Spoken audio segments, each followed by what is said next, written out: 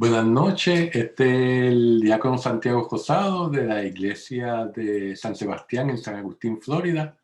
Vamos entonces esta noche a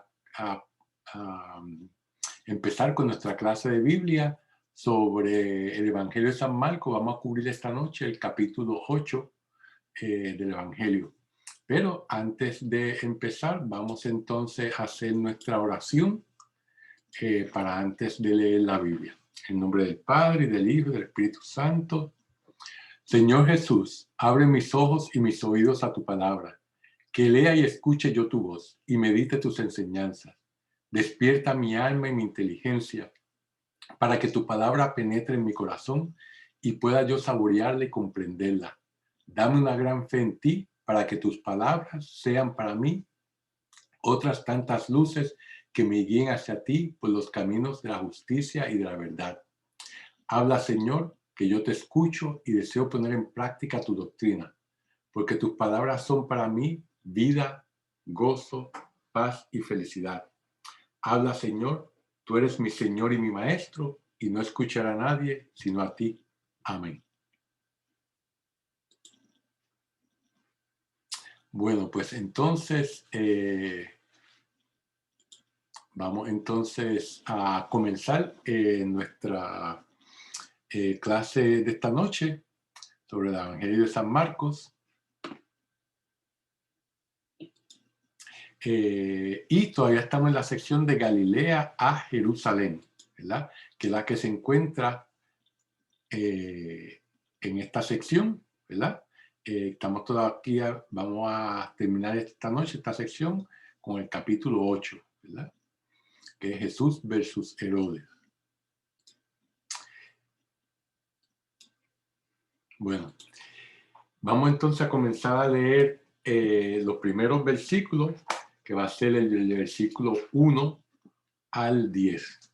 Y dice así: en aquellos días, reunida de nuevo una gran muchedumbre que no tenía qué comer, llamando a los discípulos les dijo: me da mucha pena la muchedumbre, porque ya llevan 3 días conmigo y no tienen qué comer. Y si los despido en ayunas a sus casas, desfallecerán en el camino, porque algunos han venido desde lejos. Y le respondieron sus discípulos: ¿quién podrá alimentarlos de pan aquí, en un desierto? Les preguntó: ¿cuántos panes tenéis? 7, respondieron ellos. Entonces ordenó a la multitud que se acomodase en el suelo. Tomando los 7 panes, después de dar gracias, los partió y los fue dando a sus discípulos para que los distribuyeran.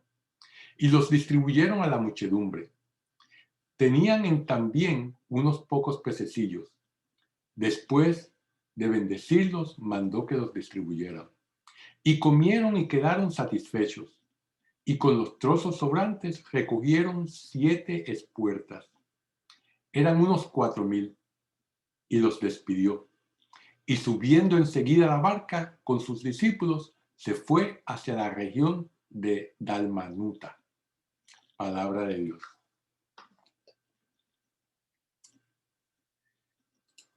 Fíjense que se introduce el relato de la segunda multiplicación de los panes después de la curación del sordomudo, la cual tiene una indicación temporal, o sea, empieza diciendo en aquellos días, que es muy genérica, ¿verdad? Este es como el puente, ¿verdad? Y la expresión de nuevo, que vemos en los versículos que acabamos de leer, pretende relacionar esta sección con la primera multiplicación de los panes que encontramos en el capítulo 6, empezando en el versículo 34. Los eruditos bíblicos piensan que la tradición premarcana, o sea, antes de Marcos, ya contaba con este duplicado y que Marcos lo incluye ya como ya estaba. Lucas, al contrario, lo elimina para no repetirlo. En el Evangelio de Lucas solamente hay una multiplicación de los panes. Es posible de que se hayan conservado ambas tradiciones para mostrar que Jesús realiza este milagro en tierra judía y en tierra pagana, para manifestar la universalidad de su acción salvífica. O sea, que se han conservado ambas tradiciones, la que solamente presenta una multiplicación de los panes y la otra que presenta dos multiplicaciones de los panes. Marcos y Mateo narran una nueva multiplicación de los panes, que es la segunda. El milagro es muy semejante al anterior que vimos en el capítulo 6, de los versículos 32 al 44, en algunos detalles. Sin embargo, hay ciertos rasgos propios de este pasaje. La indicación de que han venido de lejos, que vemos en el versículo 3, que en el Nuevo Testamento se utiliza frecuentemente para designar a los gentiles. Esto lo vemos en los Hechos de los Apóstoles, en el capítulo 2, en el capítulo 22 y en Efesios, ¿verdad? Donde se usa esta expresión que han venido de lejos para decir que no eran judíos. O sea que vemos que aquí las personas que están siguiendo a Jesús, hay judíos, pero también hay gentiles o paganos. Aquí se apunta directamente a la reflexión de Jesús que manifiesta su compasión por la multitud. Cuando dice en el versículo 2, me da mucha pena la muchedumbre, porque ya llevan 3 días conmigo y no tienen qué comer. En la Biblia, el número 3 es una cifra genérica y simbólica que expresa el tiempo de espera para que se manifieste la salvación. O sea, que esperar 3 días, ¿verdad? O 3 años, lo que sea, es para manifestar la salvación. Eso lo vemos en el libro de Génesis, cuando, por ejemplo, Abraham va de camino a sacrificar a Isaac y camina por 3 días, ¿verdad? Y vemos así sucesivamente en todos estos demás pasajes, ¿verdad? Donde se habla de 3 días antes de que venga la salvación, que venga un hecho que va a ser parte del proceso de salvación que Dios ha puesto, ¿verdad? Por lo tanto, ese número 3 representa ese tiempo de espera antes de que se manifieste la salvación, ¿verdad? Por eso Jesús dice, ya han estado conmigo 3 días. Fíjense en esta tabla que le he hecho, vamos a comparar la primera multiplicación de los panes y la segunda multiplicación de los panes y las diferencias que hay. Vemos que en la primera multiplicación se alimentan 5,000 personas, 5,000 hombres, sin contar la mujer y los niños, ¿verdad? Este número 5, ¿verdad? Hace referencia al Torá. El Torá o Pentateuco, como nosotros lo conocemos, son los primeros 5 libros de la Biblia, ¿verdad? El Génesis, el Éxodo, el Levítico, Números y Deuteronomio, ¿verdad? Y el hecho de que son 5 por 1000 significa totalidad. Recuérdense que los judíos eran muy dados a la numerología, o sea, al simbolismo de los números, ¿verdad? En comparación, la segunda multiplicación son solamente 4,000 personas. Esto sugiere la idea del universal, ¿verdad? 4 por 1000, ¿verdad? Nosotros vemos pues, el número 4, que vemos que son los 4 puntos cardinales, las 4 estaciones, así por el estilo. Por lo tanto, es algo que los judíos vean como algo universal, ¿verdad? Vemos que en la primera multiplicación sobran 12 cestos, ¿verdad? Con lo que las personas no se comieron. Esto evoca las 12 tribus de Israel y también al nuevo Israel, ¿verdad? Los 7 panes en la segunda multiplicación y las 7 espuertas sobrantes o cestos, ¿verdad? Este número 7, muchos eruditos dicen el número de perfección, que por lo tanto incluye no solamente a los judíos, sino a los gentiles, ¿verdad? Y Y por eso se utiliza en esta segunda multiplicación de los panes, ¿verdad? Para todavía ver por qué Marco utiliza dos y Mateo dos multiplicaciones de los panes, vemos que en la primera multiplicación Jesús dice que Jesús bendice los panes. La palabra en griego es eulogesas. Y esto es una expresión típicamente semítica. O sea, semítica es que dice que los judíos, ¿verdad? Los judíos, los árabes son semitas, ¿verdad? La raza semita. Sin embargo, en la segunda multiplicación dice que da los panes después de dar, Jesús los da después de dar gracias. La palabra en griego es euharistesas. Y esto es una expresión helenística, o sea, una expresión griega. O sea, que fíjense los diferentes verbos que se usan dependiendo la tonalidad que se quiera dar a la multiplicación de los panes. Una que fue hecha para los judíos y otra multiplicación que fue hecha más para los gentiles, ¿verdad? Y por eso Marcos pone ambas multiplicación de los panes, ¿verdad?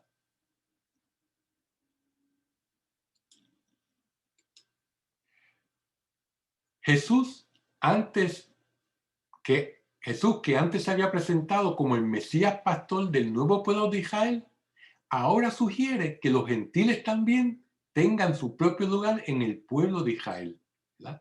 Y eso es esa segunda multiplicación de los panes, ¿verdad? Por eso el número 7, por eso la terminología helenística, ¿verdad? El sentido de las multiplicaciones de los panes queda así mucho más claro. Tal como Jesús le explica a la mujer sirofenicia, como vimos con la imagen del pan en el capítulo 7, ¿verdad? Que aún los pejitos comen del migajas de pan que caen de la mesa, ¿verdad? Que los niños están comiendo. Y eso dice que, como explicamos en la clase anterior, explica la sobreabundancia de los dones de Dios, ¿verdad? Que no solamente son para el pueblo judío, sino también para los gentiles, ¿verdad? Y por lo tanto, como él le explica a la mujer fenicia, la salvación dirigida en primer lugar a Israel tiene como destinatario a todos los pueblos, ¿verdad? No solamente es para los de Israel, sino la salvación viene a través de Israel, de los judíos, pero está destinada a todos los gentiles, a todos los pueblos, ¿verdad? Y eso en el Hecho de los Apóstoles lo vuelve a recalcar, ¿verdad? En más detalle.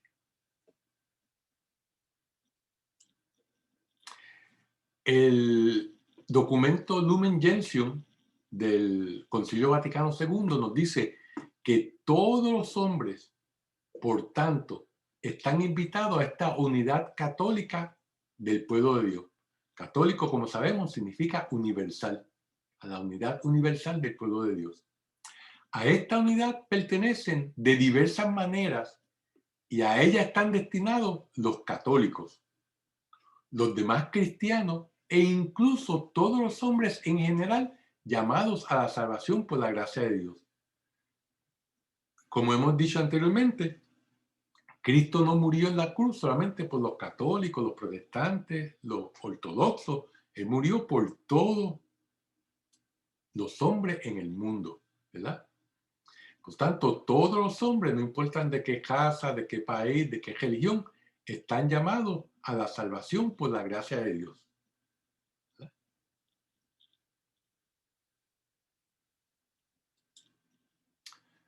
El milagro también muestra cómo Cristo premia la perseverancia de quienes lo siguen, ya que la muchedumbre ha estado pendiente de su palabra, olvidándose de todo lo demás. Habían estado con él 3 días y no habían comido. ¿Ah? Y, pues obviamente, pues entonces, pues Jesús toma cuidado no solamente de sus necesidades espirituales, sino de sus necesidades físicas, ¿verdad?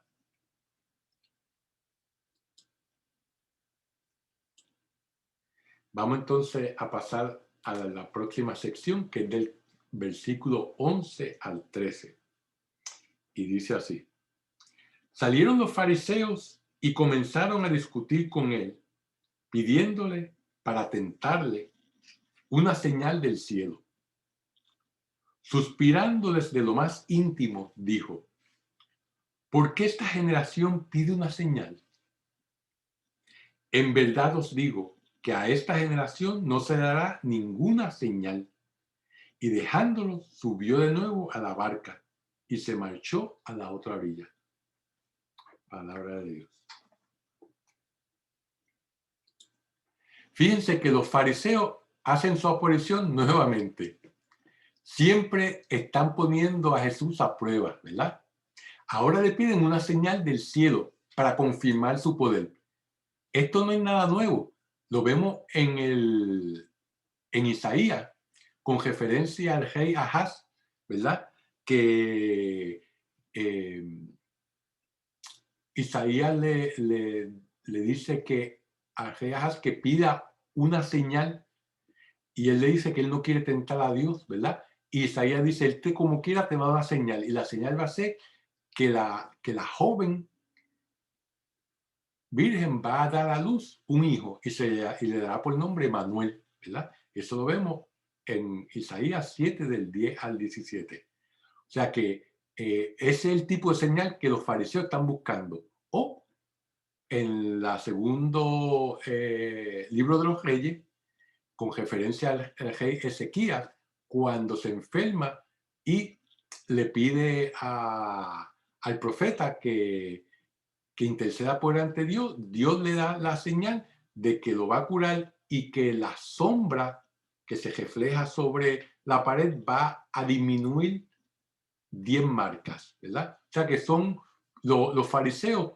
obviamente, sabían de esta referencia en el Antiguo Testamento de cómo Dios le daba señales, en estos casos, a estos dos reyes diferentes para probarle el poder que él tenía, ¿verdad?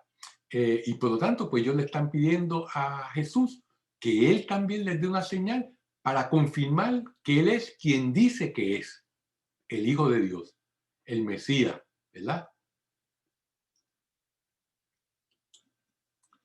Jesús se opone a los signos que solamente sirvan para exhibirse por una admiración humana, ¿verdad? Eso lo vemos en Mateo y en Lucas, ¿verdad? Solamente cuando los milagros, cuando los milagros son los signos que se ofrecen, estos se hacen a favor de los que tienen fe. No solamente, no es para hacerlos de vanagloria, para que lo admiren, ¿verdad? Para convencer a esta gente que como quiera no se iban a convencer de nada, ¿verdad? Eso me acuerda el pasaje de el rico de Pudón y Lázaro, ¿verdad? Que el rico de Pudón le pide desde el infierno a Abraham que mande a Lázaro para que le diga a sus hermanos lo que van a parar ahí si no se cambian su manera de vivir. Y Abraham le dice que no se van a convencer ni aunque un muerto vuelva de la tumba. Y que ahí tienen la enseñanza de Moisés en el Torá, que eso les basta, ¿verdad? O sea que cuando una persona no quiere creer, no importa los signos, los milagros que se le presenten, ¿verdad? Por tanto, los milagros que Jesús hizo fue para el beneficio de aquellos que tenían fe, ¿verdad? Por eso vemos que cuando también va a su pueblo natal, se sorprendió tanto de su falta de fe que no pudo hacer muchos milagros. Curó a algunos enfermos, ¿verdad? O sea que si la fe es indispensable para que estos milagros ocurran, ¿verdad? No, porque Jesús no es un mago, ¿verdad? Sino que estos milagros que hacía los signos era para el beneficio de aquellos que ya tenían fe, ¿verdad? En los diálogos paralelos de Mateo y de Lucas, en los que se le pide un signo a Jesús, ¿verdad? Aparte de este que acabamos de ver, en ellos Jesús hace alusión al signo de Jonás que se dará en la resurrección. ¿Cuál es el signo de Jonás? El signo de Jonás es que Jonás, como se acuerda en la historia, que él desobedeció a Dios y no quería ir a Nínive para proclamar la palabra de Dios para que se arrepintieran los ninivitas, porque eran los enemigos de Israel, se fue huyendo y hubo una tormenta en la cual acabó que lo tiraran al mar y un gran pez vino y se lo tragó. Y estuvo 3 días en el interior de la ballena o del pez, ¿verdad? Y entonces al tercer día fue llevado a la costa y ahí el pez lo vomitó y entonces él se convenció y fue a Nínive a cumplir lo que Dios le había mandado, ¿verdad? Pues por lo tanto, en Mateo y en Lucas, Jesús hace alusión a esos 3 días que Jonás pasó en el interior del pez como una prefiguración de los 3 días que él iba a pasar en el vientre de la tierra después de su muerte, ¿verdad? Antes de su resurrección. Y ese va a ser el signo que van a tener los fariseos y todas las demás generaciones de que él es el Hijo de Dios, ¿verdad? Y eso es lo que llama el signo de Jonás, esos 3 días, ¿verdad? En el vientre de la ballena o en el vientre de la tierra, como pasó Jesús. Y Mateo y Lucas son los que hablan de este signo de Jonás. Ahora, los eruditos discuten si el texto de Marcos se refiere a una tradición más primitiva que la de Mateo y Lucas, y por eso no habla del signo de Jonás, o si Marcos haya creído conveniente dejar de lado el tema de Jonás, ya que era un tema muy complicado para sus lectores, quienes eran de origen pagano, ¿verdad? O sea que no sabemos cuál era la razón, si es que verdaderamente esto del signo de Jonás solamente vino más adelante cuando Mateo y Lucas escribieron más tarde, o si Marcos dijo, déjame no ahondar en un tema que mi concurrencia no tiene idea, no han estudiado esto y para ellos no va a significar nada, ¿verdad? Y eso es lo que los eruditos pues discuten cuál será, pero verdaderamente no se sabe. Lo que sí sabemos es que el signo de Jonás solamente lo vemos en el Evangelio de Mateo y de Lucas, pero no en el de Marcos, al hablar del signo que los fariseos le piden. Ahora, vamos entonces a seguir con la siguiente sección, que son los versículos del 14 al 21. Y dice así: se olvidaron de llevar panes y no tenían consigo en la barca más que un pan. Y les advertía diciendo: estad alertas y guardaos de la levadura de los fariseos y de la levadura de Herodes. Y ellos comentaban unos con otros que no tenían pan. Al darse cuenta Jesús les dice: ¿por qué vais comentando que no tenéis pan? ¿Todavía no entendéis ni comprendéis?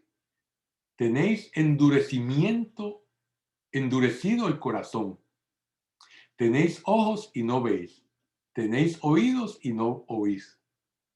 ¿No os acordáis de cuántos cestos llenos de trozos recogisteis cuando partí los 5 panes para 5,000? 12 le respondieron. Y cuando los 7 panes para los 4,000, ¿cuántas espuertas llenas de trozos recogisteis? 7 le contestaron.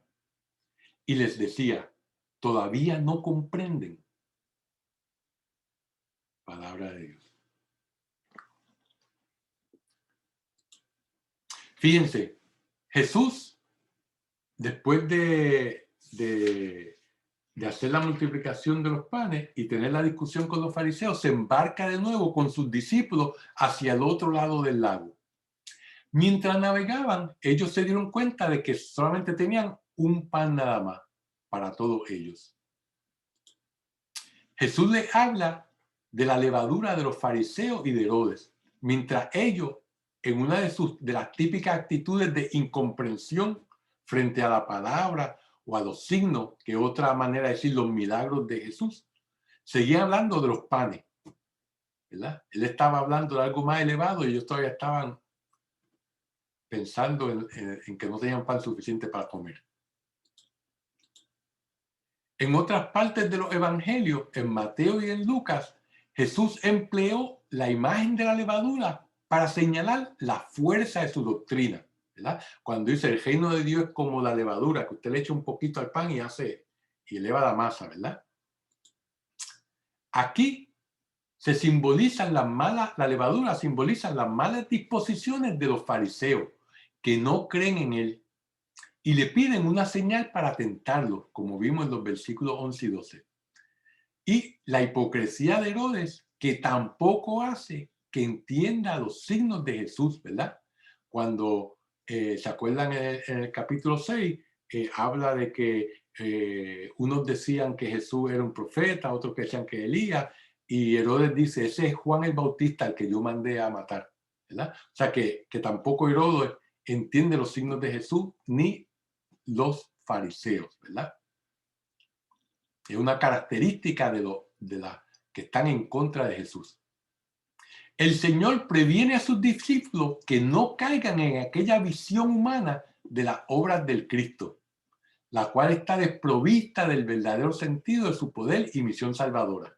O sea que él está tratando de prevenirle a ellos de que no caigan en la misma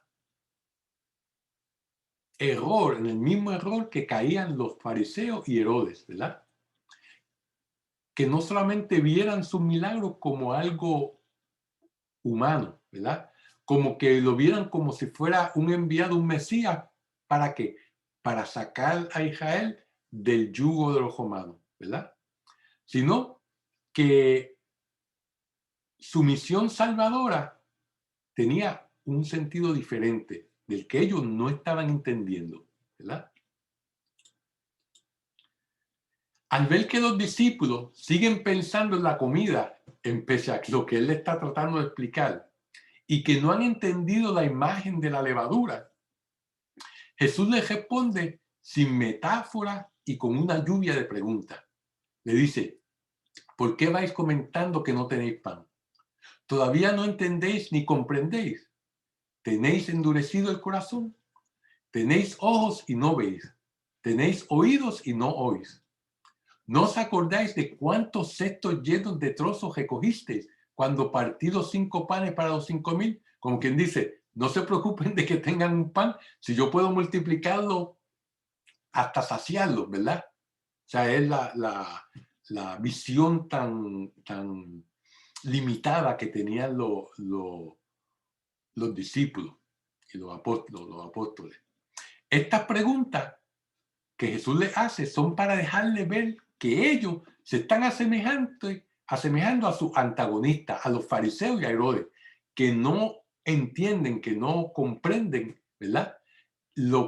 Quién es Jesús, cuál es su misión, ¿verdad?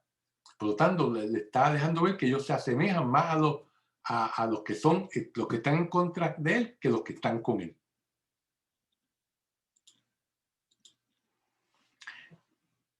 El tema de los ojos que no ven y los oídos que no oyen se toman de Isaías, de Jeremías y de Ezequiel, donde todos estos profetas hacen alusión al pueblo de Israel que tienen ojos pero no ven, y oídos y no oyen, ¿verdad? O sea que no solamente, eso ya es un tema que vuelve a repetirse, no solamente en el Nuevo Testamento, sino en el Antiguo Testamento con el pueblo de Israel, ¿verdad? Esto también nos trae a la mente que la parábola del sembrador. ¿Por qué? Porque como habíamos dicho en la parábola del sembrador, los diferentes terrenos simbolizan diferentes tipos de personas que, por ejemplo, el primero acoge la palabra y vienen los pájaros que simbolizan el diablo y se llevan la palabra de Dios. Otros otras semillas que caen entre abrojos, ¿verdad? Y las cosas del mundo, las tentaciones, hacen que la palabra se vaya, y así por el estilo. O sea que cada tipo de suelo simboliza un tipo de persona que acoge la palabra y no le hace bien, o como el último tipo de terreno que es fértil y produce, ¿verdad? Por lo tanto, eso de que no tienen ojos y no ven y oídos y no oyen, está todavía mucho mejor explicado en la parábola del sembrador. Ahora, los números del que habla en este pasaje Jesucristo. Habíamos dicho anteriormente que el 12 simboliza las 12 tribus de Israel y 7 a los gentiles. Para entender el número 7 que simboliza a los gentiles, tenemos que ponernos las gafas del Éxodo, ¿verdad? Y en el Deuteronomio, el capítulo 7, versículo 1, dice: cuando el Señor tu Dios te introduzca en la tierra de la que vas a tomar posesión, o sea, Canaán, ¿verdad? Él expulsará a 7 naciones más numerosas y fuertes que tú, a los hititas, a los huergasitas, a los amoreos, a los cananeos, a los pericitas, a los hivitas, a los jebuseos. O sea que el número 7 simboliza a los gentiles, a los paganos, desde el Antiguo Testamento, porque fueron 7 naciones que los israelitas tuvieron que expulsar de la tierra prometida para poder tomar posesión de ella. Claro está, con la ayuda de Dios, porque estos pueblos eran mucho más numerosos y mucho más fuertes que ellos. Solamente porque Dios estaba de su lado y los ayudó, fue que tuvieron posesión de eso. Por lo tanto, el número 7 en el Antiguo Testamento, y lo vemos en otros pasajes en el Éxodo, donde no da necesariamente todos los 7 naciones, pero aquí lo especifica en el Deuteronomio, ¿verdad? Estas 7 naciones. Por tanto, el número 7 simboliza a los gentiles, ¿verdad? Como había hablado, pues ya Jesús está con esa numerología, dejándole ver que la salvación no solamente viene para los de Israel, sino también para los paganos. Fíjense, el único pan que llevan en la barca puede tener un significado simbólico y tener una conexión con que con la multiplicación de los panes, que es el único pan eucarístico. Ese pan eucarístico es Jesús, es el único pan que llevan en la barca. Un solo pan, y no necesitan nada más, porque es Jesús mismo, ¿verdad? Quien da su cuerpo por nuestra salvación, que en la Eucaristía, en el milagro de la conversión del pan al cuerpo de Cristo y del vino a la sangre de Cristo, Él lo comparte con nosotros, ¿verdad? Por tanto, el que llevan un solo pan tiene también ese significado eucarístico, ¿verdad?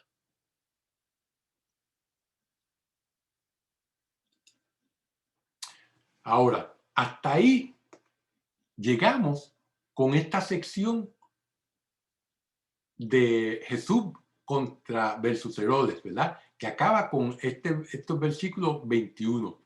Ahora, en el capítulo 8, vamos a empezar esta sección central que le llamamos el camino, que es del capítulo 8, versículo 22, al capítulo 10, versículo 52. Y aquí se marca esto con la curación de la ceguera. Eso lo vamos entonces a ver en detalle ahora, ¿verdad?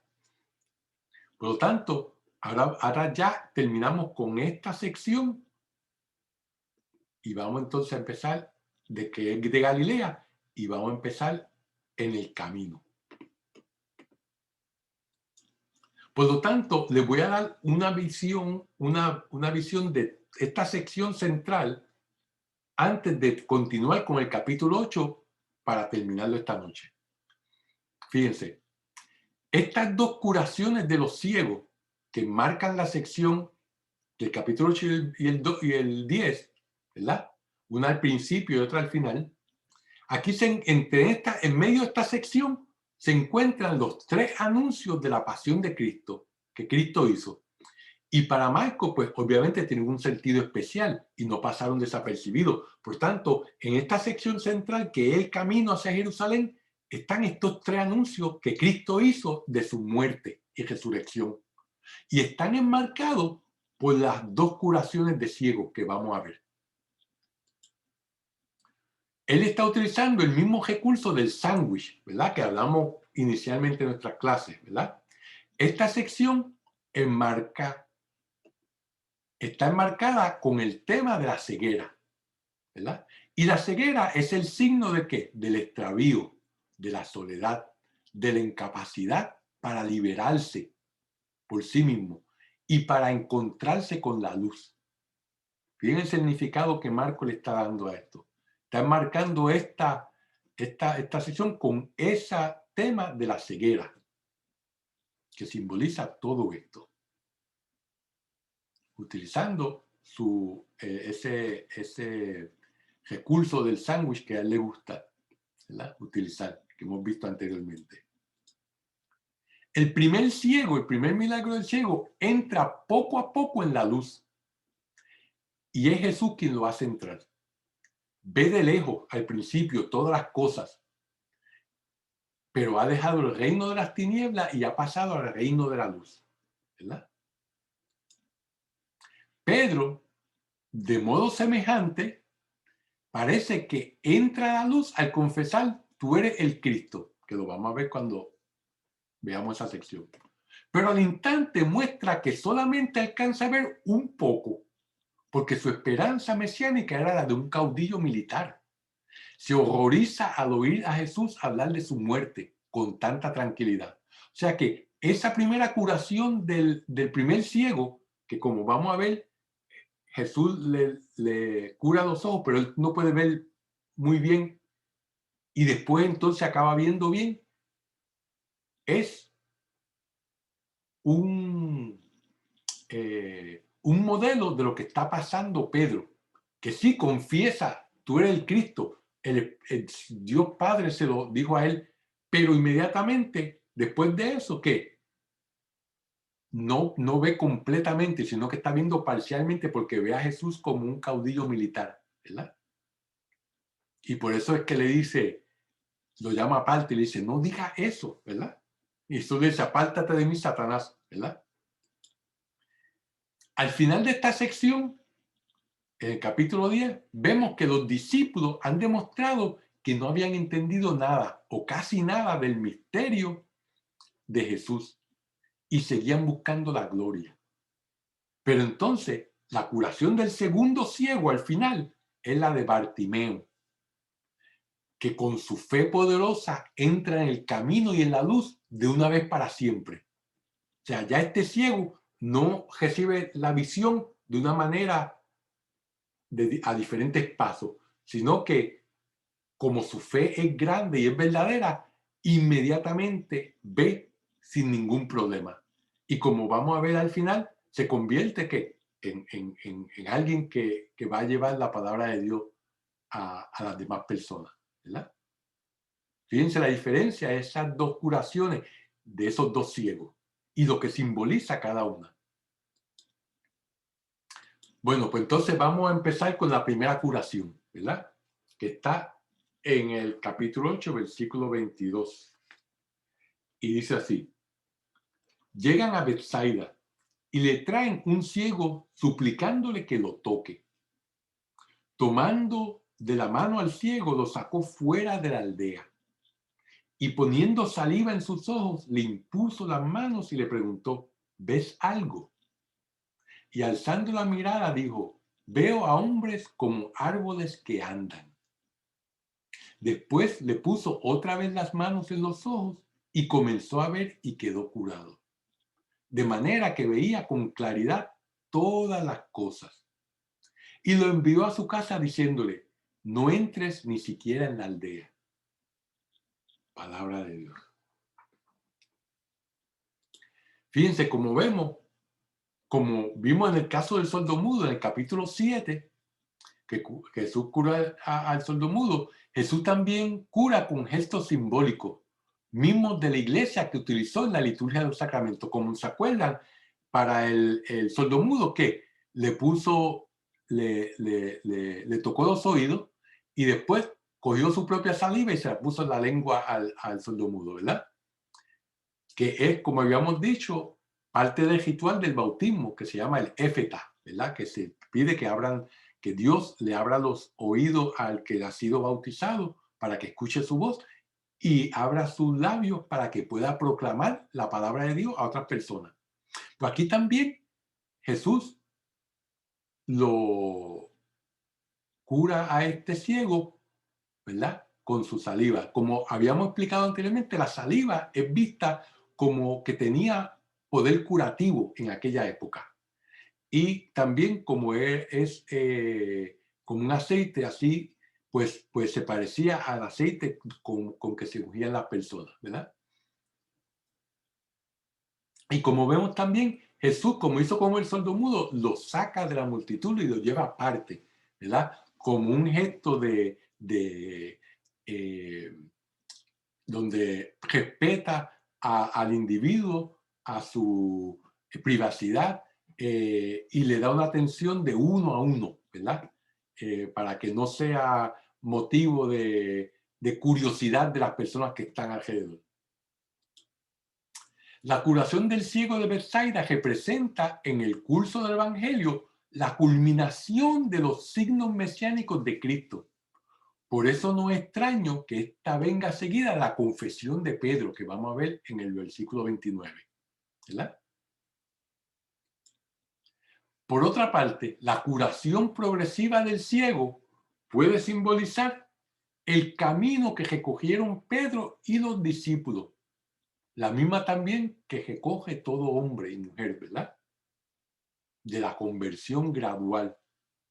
El Señor, con sus signos o milagros, va curando nuestra ceguera hasta que veamos con claridad todas las cosas y nos atrevamos a confesar a Cristo como Hijo de Dios y Salvador nuestro, ¿verdad?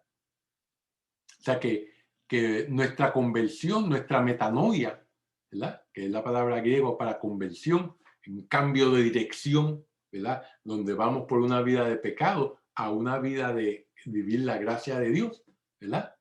En nuestra vida es muchas veces un cambio gradual, ¿verdad? No todos podemos ser como San Pablo, ¿verdad?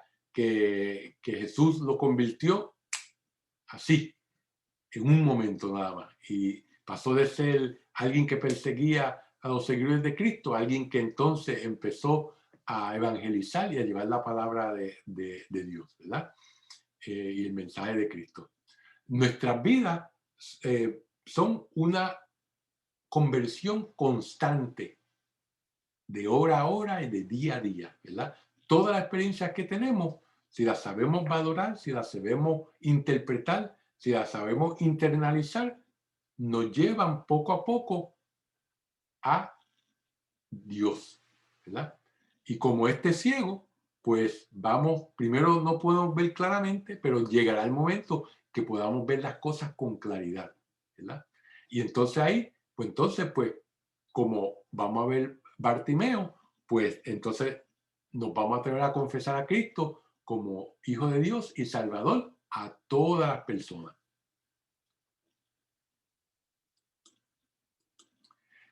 Santa Teresa de Jesús nos dice, refiriéndose a este pasaje, dice, danos Señor luz. Mirad que es menester que al ciego, que éste deseaba ver la luz y no podía. Ahora, Señor, no se quiere ver. Oh, qué mal tan incurable. Aquí, Dios mío, se ha de mostrar vuestro poder y vuestra misericordia. O sea que, como dicen un refrán en Puerto Rico, dice, no hay peor ciego que aquel que no quiere ver, ¿verdad? O sea que si la persona no quiere abrir los ojos, Dios no puede y no quiere imponerse sobre él porque tenemos libre albedrío. Por lo tanto, lo peor es aquel que no quiere ver, pues ya lo llama un mal tan incurable, ¿verdad? Porque si nosotros no abrimos nuestros corazones a Dios, Dios no va a entrar en nuestros corazones, ¿verdad? Pero Él hace todo lo que está en su poder porque es misericordioso para que nosotros podamos ver, ¿verdad? Pero necesita nuestra cooperación, ¿verdad? Por lo tanto, este hombre ciego representa el paso progresivo hacia la fe.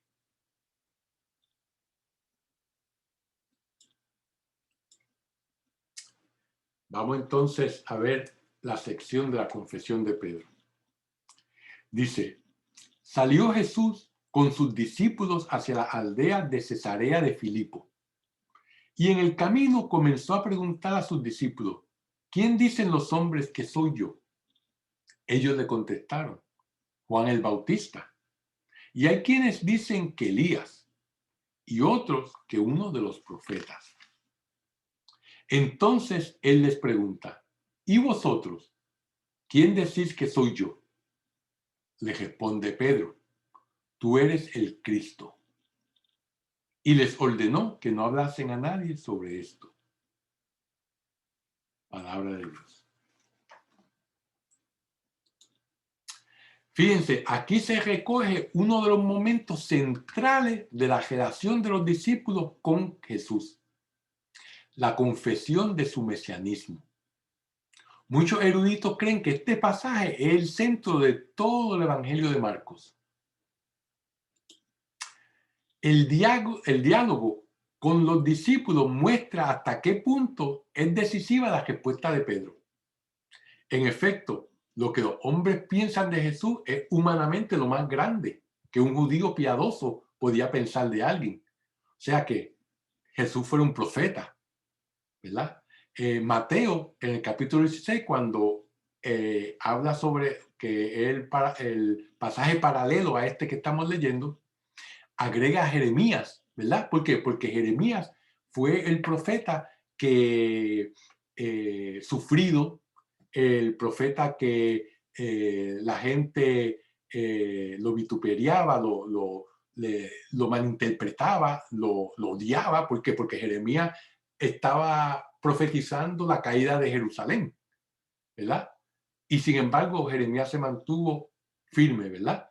Haciendo la voluntad de Dios. Por eso Mateo añade a Jeremías en esta lista. O otros dicen el mismo Elías, ¿verdad? O sea que el compararlo a Jesús, las personas con Juan el Bautista, con Jeremías o con Elías, esto era lo máximo con lo cual se podía comparar. Pero Jesús era todavía más allá, mucho más que un profeta, ¿verdad? Porque es el Hijo de Dios, ¿verdad? Y sin embargo, Pedro con su respuesta no expresa una opinión, sino que hace una auténtica profesión de fe, cuyo sentido explícito lo encontramos en Mateo. En Mateo es lo que todos recordamos, que dice, tú eres el Cristo, el Hijo de Dios viviente, ¿verdad? Y esa es la expresión que más ha caído en uso a través de los siglos, ¿verdad? Aquí Marco es mucho más parco, ¿verdad? Tú eres el Cristo y lo dejáis, ¿verdad? Como todos los demás, Marco es bastante espartano con sus palabras. Pero Mateo, pues entonces lo explica un poquito más. El Hijo de Dios viviente. Pedro, inmediatamente después de terminar de declarar en su nombre y en el de su compañero, ¿verdad? Porque Jesús le está preguntando a todos y él le contesta por él y por todos los demás.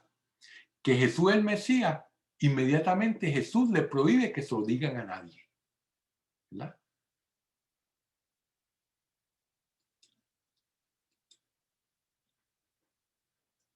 Ahora, en la próxima sección, que es del versículo 31 al 38, dice así. Y comenzó a enseñarles que el Hijo del Hombre debía padecer mucho, ser rechazado por los ancianos, por los príncipes de los sacerdotes y por los escribas, y ser llevado a la muerte y resucitar después de 3 días. Hablaba de esto claramente. Pedro, tomándolo aparte, se puso a reprenderle. Pero él se volvió y mirando a sus discípulos, reprendió a Pedro y le dijo, apártate de mí, Satanás, porque no sientes las cosas de Dios, sino la de los hombres.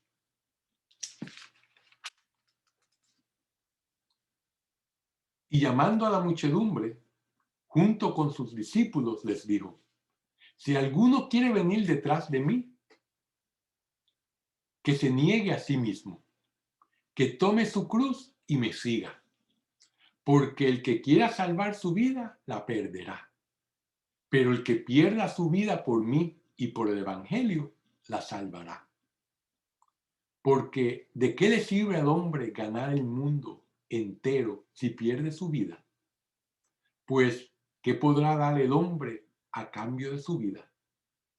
Porque si alguien se avergüenza de mí y de mis palabras en esta generación adúltera y pecadora, el Hijo del Hombre también se avergonzará de él cuando venga en la gloria de su Padre, acompañado de sus santos ángeles.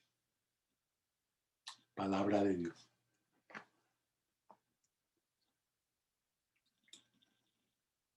Fíjense que ahora comienza la revelación de Jesús como el siervo sufriente, que se encuentra en los capítulos de Isaías, mayormente en el 53. ¿Verdad?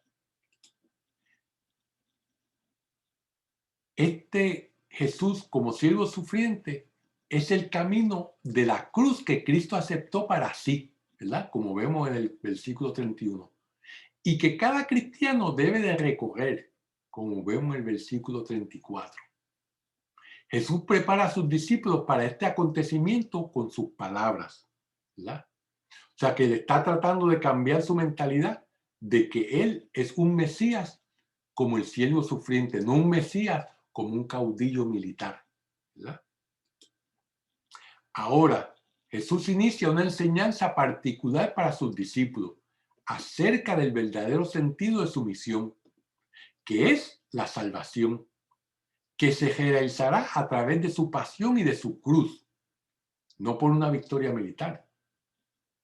De esta manera, quien quiera seguirlo tiene que estar dispuesto a esa renuncia de sí mismo, que son todos estos versículos últimos de este capítulo 8, ¿verdad? Fíjense que Jesús sabe que su mesianismo es universal y eterno. Sabe que Él vino a traer la libertad a toda la humanidad, pero la libertad no física, no política, sino la libertad del pecado y de la muerte eterna, que es todavía una esclavitud peor, ¿verdad? Del pecado. Y por eso Él dice bien claro que nosotros tenemos que ser testigos. Si nosotros no estamos dispuestos a dar nuestra cara por Él y por el Evangelio, pues cuando Él venga con su gloria y venga con sus ángeles, pues también se va a avergonzar de nosotros, ¿verdad? Y esto es no solamente a un nivel eh, eh, de grandes acciones, ¿verdad? Como los mártires, ¿verdad? Que dan su vida por Cristo, ¿verdad?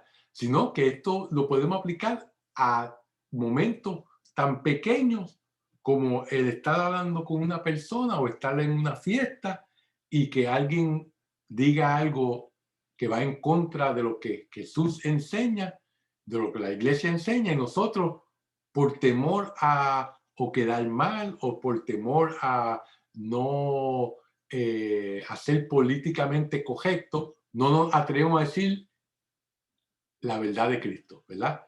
Que con todo respeto y con todo amor uno puede decirle a las personas, no, eso no es correcto por esta y esta razón, ¿verdad? Claro está que para uno hacer eso, pues tiene que saber lo que es la doctrina de Cristo, que es la doctrina de la iglesia, y por eso, pues, estamos aquí aprendiendo eso, ¿verdad? Sobre la Biblia, ¿verdad? No solamente para nuestro crecimiento intelectual, nuestro crecimiento espiritual, pero sino también para el beneficio de todas las personas en nuestra familia, en nuestros trabajos, en nuestro vecindario, ¿verdad? Donde nosotros debemos de ser ejemplo y debemos de llevar la palabra de Dios, no solamente con nuestras acciones, pero sino también con nuestras palabras, ¿verdad? Que son tan necesarias para esta sociedad en la cual estamos viviendo. Como dice uno de los santos, dice que, creo que era San Juan Pablo II, decía que el Papa San Juan Pablo II, que la crisis de nuestra sociedad es una crisis de santos.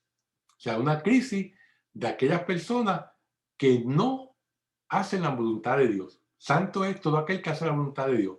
Por lo tanto, si no hay suficientes personas que hacen la voluntad de Dios y llevan el mensaje de Cristo, pues entonces obviamente va a haber una crisis porque no va a haber quien eduque y ayude a otras personas a acercarse más a Dios, ¿verdad? Y a sacarla de sus errores. Y eso pues algo pues que está pasando en nuestra iglesia ahora mismo, ¿verdad? Donde recientemente el Papa Francisco contestó una pregunta que tiene muchos de los obispos de la iglesia, sobre todo en Alemania, donde se hace bien claro que ninguna persona del clero puede casar a dos personas del mismo sexo, ni puede dar la bendición, ¿verdad? Y eso lo dejaron bien claro y fue un documento firmado no solamente por el Papa, sino por los obispos que están a cargo del Departamento de la Doctrina de la Fe, de la Defensa de la Doctrina de la Fe, ¿verdad? Y obviamente, pues esto le ha caído como bomba a muchos de los obispos alemanes que estaban esperanzados que la iglesia diera su bendición a esta idea, este modo de vida de personas que están tratando de hacer que el matrimonio sea aceptado entre dos personas del mismo sexo, algo que la iglesia no puede aceptar porque va en contra de la enseñanza de Cristo, no solamente en el Antiguo Testamento, sino en el Nuevo Testamento. ¿Verdad? Lo dice bien claro en la primera capítulo de la Carta a los Romanos, ¿verdad? Y por lo tanto, hay ahora esos obispos y teólogos alemanes están escribiendo y están haciendo propaganda en contra de lo que el Papa ha anunciado, que es nada nuevo, es una ratificación de la enseñanza de la iglesia, ¿verdad? Por tanto, pues, eso es un ejemplo de las cosas que estamos viviendo hoy en día. Así que, fíjense que el diálogo con Pedro ilustra de manera concentrada la paradoja cristiana. A Pedro le cuesta comprender que el triunfo de Cristo sea realmente la cruz, ¿verdad? Cristo le reprende abiertamente porque eso es un modo humano de ver las cosas. Este es incompatible con el plan de Dios. Nosotros también podemos tener a menudo esa visión empequeñecida, ¿verdad? Como el ejemplo que acabamos de ver. Nos dice San José María Escrivá, dice, hay en el ambiente una especie de miedo a la cruz del Señor. Y es que han empezado a llamar cruce a todas las cosas desagradables que suceden en la vida. Y no saben llevarlas con sentido de hijos de Dios, o sea, con una visión sobrenatural. En la pasión, la cruz dejó de ser símbolo de castigo para convertirse en señal de victoria. La cruz es el emblema del Redentor. Y nos dice aquí en latín, como dice para reforzar, ¿verdad? Que significa, allí está nuestra salud, nuestra vida y nuestra resurrección en la cruz de Cristo, ¿verdad? Y por eso, pues, es que Jesús le deja bien claro a Pedro y a todos nosotros que esa es la manera en que nos vamos a salvar, que a la cruz, a través de la cruz de Él, ¿verdad? Por lo tanto, Jesús anuncia que quien pierda su vida por Él y por el Evangelio, salvará su vida. Bien vale la pena seguirlo hasta el fin por la esperanza en la vida eterna, que está fundada ¿qué? En la resurrección de Cristo, ¿verdad? Como dice bien claro San Pablo, si Cristo nos resucitó, nuestra fe es vana, porque toda nuestra fe está fundada en la resurrección de Cristo, ¿verdad? Y con eso terminamos la clase de esta noche. Así que entonces vamos a hacer entonces la oración final en el nombre del Padre, y del Hijo y del Espíritu Santo. Dios te salve María, llena eres de gracia, el Señor es contigo, bendita tú eres entre todas las mujeres y bendito es el fruto de tu vientre Jesús. Santa María, Madre de Dios, ruega por nosotros pecadores, ahora y en la hora de nuestra muerte. Amén. En nombre del Padre, y del Hijo y del Espíritu Santo. Amén. Bueno, que Dios los bendiga y que pasen buenas noches.